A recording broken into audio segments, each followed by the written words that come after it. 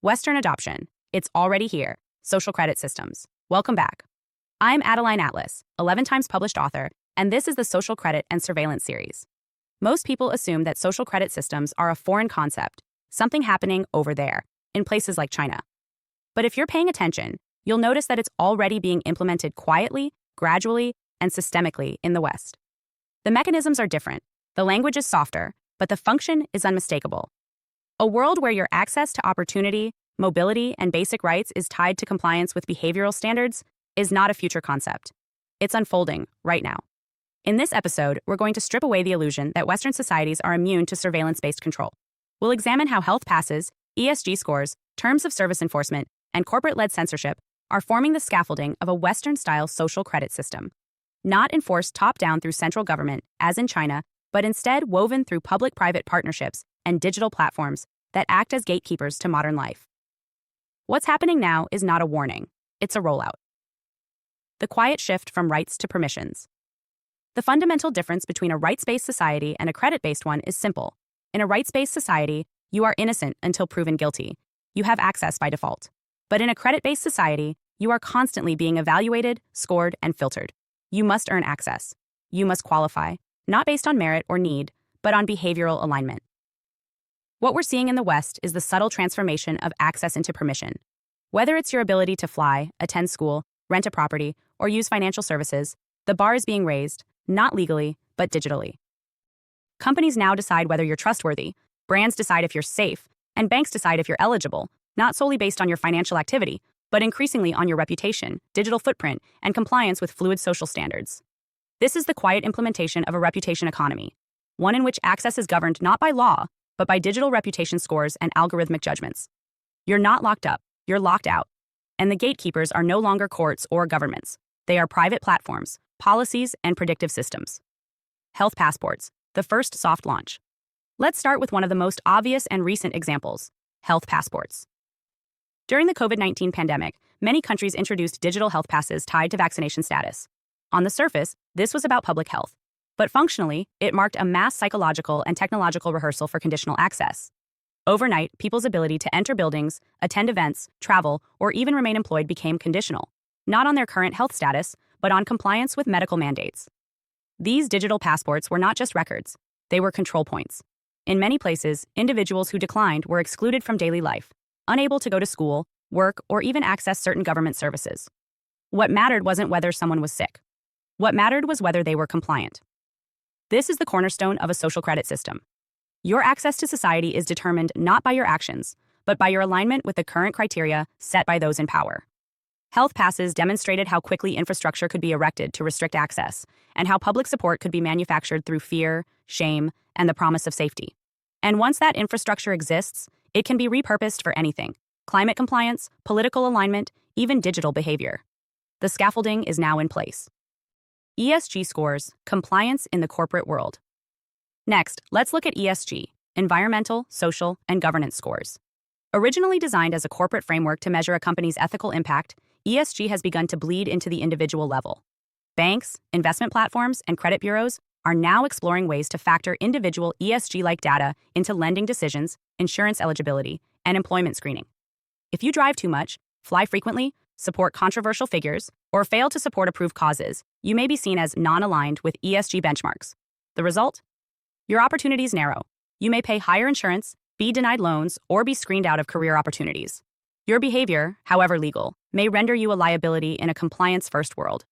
The ESG framework essentially creates a morality-based credit system without ever needing to call it that. You're not punished by law, you're punished by withheld opportunity. This is not fiction. It's already visible in debanking, deplatforming, and corporate social audits.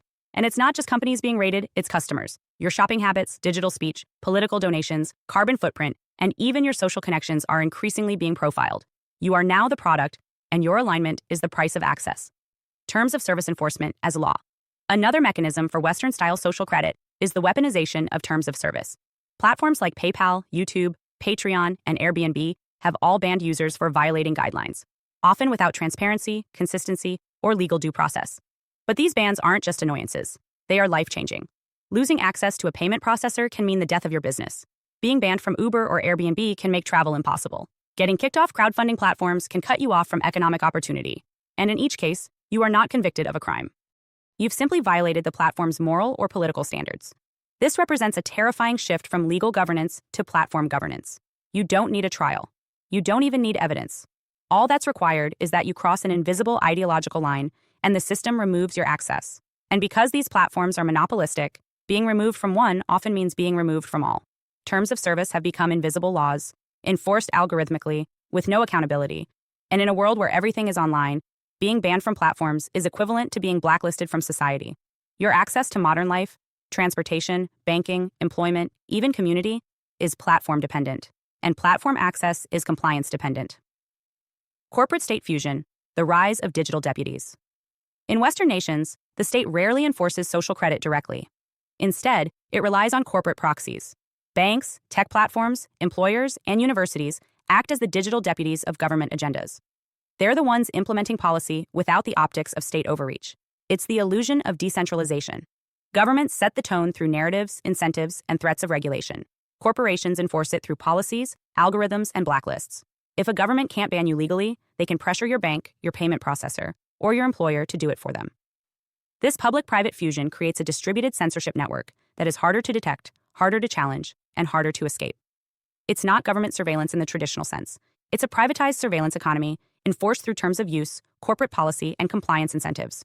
You no longer need a central authority to implement a social credit system. You only need a network of aligned interests and shared databases. And that's exactly what is being built now. Banking and financial deplatforming.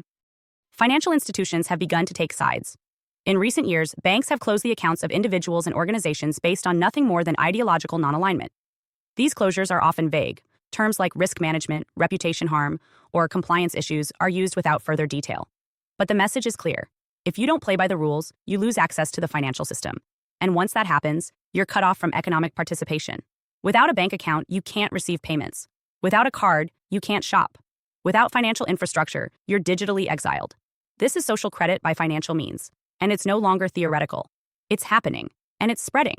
Payment processors like Stripe, Square, and PayPal have all removed users for misinformation, hate speech, or policy violations that are never defined clearly. These terms are subjective, ever-shifting, and impossible to navigate. They aren't laws. They're rules. And the rules can change overnight. When access to money becomes conditional on moral alignment, you're no longer in a free society. You're in a compliance economy, one where your ability to function is governed not by your actions, but by your score in someone else's system. Western social credit isn't coming. It's evolving. This is the core truth. Western social credit systems don't look like China's because they don't have to. They don't need a central government to issue scores. They don't need public trials or visible rankings. All they need is behavior-based access filtering, quietly implemented across every major sector. Your Uber rating, your Amazon compliance history, your health. Thanks for watching. I'm Adeline Atlas, and if this video lit a fire in you, don't stop here. Drop your thoughts in the comments. I want to hear what you think about this topic. And of course, hit that like button, the subscribe button, and find me on Instagram at SoS Renovation. But if you're ready to go deeper, join the School of SoS Vault, where I keep the real curriculum. You'll get full access to thousands of uncensored lessons I can't share here, spanning every topic they don't want you to learn. Already obsessed with this topic? You can also grab this full series as a standalone bundle and binge it start to finish. Don't just watch. Learn. Remember. Rise. Tap the links below and step into the vault.